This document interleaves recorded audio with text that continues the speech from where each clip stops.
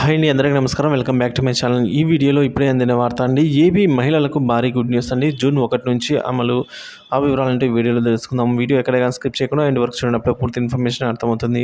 దయచేసి వీడియోకి ఒక లైక్ చేయండి. ఇక విషయానికి వచ్చినట్లయితే రాష్ట్రంలో జరిగిన సార్వత్రిక ఎన్నికల్లో టీడీపీ, జనసేన, బీజేపీ కూటమి ఏకంగా 164 సీట్లలో విజయం సాధించి అఖండ విజయాన్ని నమోదు చేసింది. ఈ క్రమంలోనే గన్నవరం వేదికగా చంద్రబాబు నాయుడు గారు ఈరోజు 4వసారి ప్రమాణ స్వీకారం అయితే చేశారు. అయితే అసెంబ్లీ ఎన్నికల ప్రచారంలో ఇచ్చిన హామీ మేరకు మహిళలకు ఆర్టీసీ బస్సులో ఉచిత ప్రయాణం చేసే పథకాన్ని అమలు చేసేందుకు ఇప్పుడు చంద్రబాబు గారు శ్రీకారం చుడుతున్నారు. సో సీఎంగా చంద్రబాబు ప్రమాణం స్వీకారం కంప్లీట్ అయిపోయింది. సో తన మొదటి సంతకం మహిళలకు సూపర్ 6 పథకాల్లో ఒకటైన మహిళలకు రాష్ట్ర వ్యాప్తంగా ఉచిత బస్సు పథకంపైనే పెట్టబోతున్నారని అయితే తెలుస్తుంది.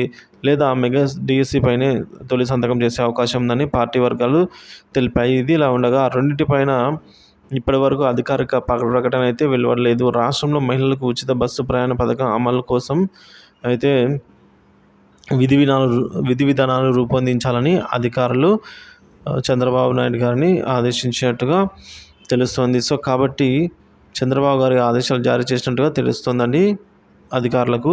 సో ఇందుకు అనుభవం కలిగి ఉన్న 5 ప్రత్యేక అధికారులతో ఒక కమిటీని వేసినట్టుగా సమాచారం. అన్నీ సక్రమంగా జరిగితే రాష్ట్ర వ్యాప్తంగా మహిళలకు ఉచిత బస్సు ప్రయాణం పథకాన్ని జూన్ 1 నుంచి అమలు చేయాలనేది ఆలోచన కూటమి ప్రభుత్వంలో ఉన్నట్టు తెలుస్తోంది.